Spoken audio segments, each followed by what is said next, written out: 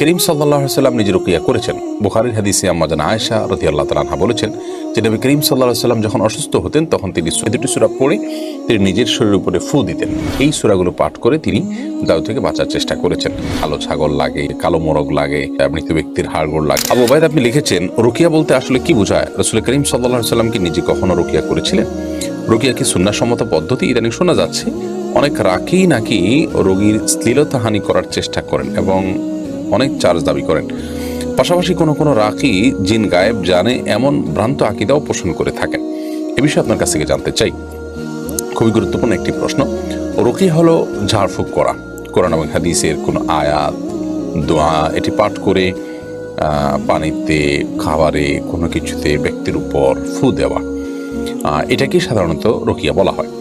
তো অথবা এই ফু দেওয়া ছাড়াও শুধুমাত্র তেলাওয়াত শোনা, এটাও এক ধরনের রুকিয়া। মানে এক কথায় কোরআন এবং হাদিসের আয়াত এটি তেলাওয়াতের মাধ্যমে চিকিৎসা গ্রহণ করা, কোরআনের আয়াত এবং দোয়া কোরআন হাদিস আপনার থেকে প্রমাণিত, এগুলোকে দিয়ে চিকিৎসা গ্রহণ করা, সেটি পড়ার মাধ্যমে, পাঠের মাধ্যমে, এটি রুকিয়া।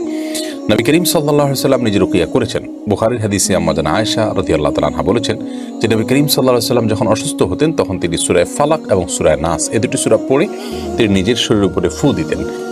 ফু দিয়ে নিজের শরীরটা তিনি মুছে নিতেন। আর তিনি খুব বেশি অসুস্থ হয়ে গেলে, অর্থাৎ এতটুকু কাজ করতে না পারলে, তখন আমি এই কাজটি তাকে করে দিতাম। তো এই রুকিয়া নবী করিম সাল্লাল্লাহু আলাইহি ওয়াসাল্লাম হাদিসের আলোকে বোঝা গেল তিনি করতেন। আর এছাড়াও তিনি তাকে একবার লাবিদ ইবনে আসম নামক একজন ইয়াহুদি জাদু করেছিল, এটিও বুখারীতে বর্ণিত হয়েছে। তার জাদু থেকে রক্ষার জন্য আল্লাহ রাব্বুল আলামিন দুজন ফেরেশতাকে পাঠিয়েছেন, যারা নবী করিম সাল্লাল্লাহু আলাইহি ওয়াসাল্লামকে ঘুমের মধ্যে এই সূরা ইখলাস, সূরা ফালাক, সূরা নাস শিক্ষা দিলেন জাদু থেকে বাঁচার জন্য। অর্থাৎ এই সূরাগুলো পাঠ করে তিনি জাদু থেকে বাঁচার চেষ্টা করেছেন।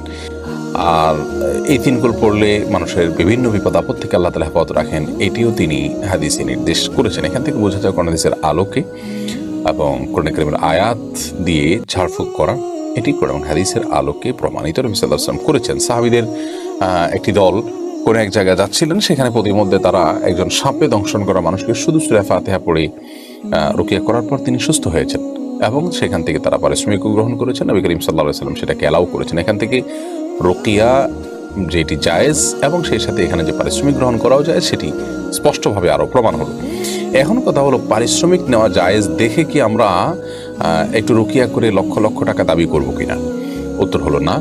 এটি আলামত এবং লক্ষণ খারাপ। যদি কোনো রাকি লক্ষ লক্ষ টাকা দাবি করে, তাহলে সেক্ষেত্রে সে বিভিন্ন কুফরের আশ্রয় এবং জাদুকরের আশ্রয় কিংবা দুষ্ট জিন বা শয়তানের আশ্রয় নিচ্ছেন কিনা, এটি একটা দেখার মতো বিষয়। কারণ সেখানে অনেক কিছু লাগে। তারা বলে যে কালো ছাগল লাগে, অমুকটা লাগে, তমুকটা লাগে, কালো মোরগ লাগে, তারপরে যে মৃত ব্যক্তির হাড়গোড় লাগে, নাউজুবিল্লাহ, এরকম আরো অনেকগুলো কাজ করে, যে কাজগুলো মূলত জাদুকর এবং আপনার ব্ল্যাক ম্যাজিশিয়ান যারা, তাদের কাজ। অতএব এরকম যদি রাকি হয়, সে রাকি অবশ্যই তাকে পরিত্যাগ করতে হবে। আসলে যেহেতু রুকিয়ার কাজটা অনেকটা গায়েব এর জগৎ নিয়ে কাজ করা, এখানে জিন দেখা যায় না, তার বিরুদ্ধে অ্যাকশন নেওয়া হয়।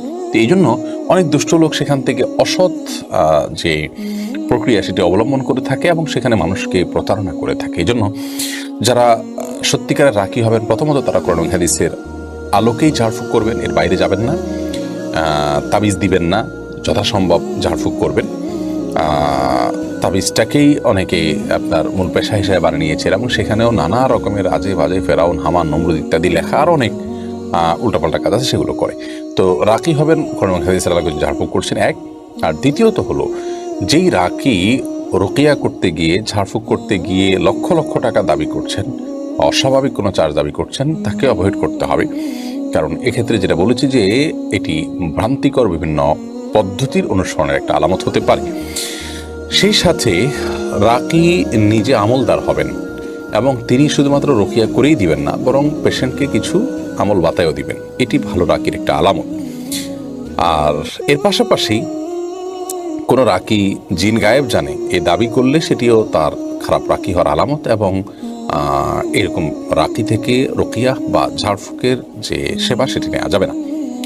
অতএব বিষয়গুলো আমাদেরকে মাথায় রাখতে হবে।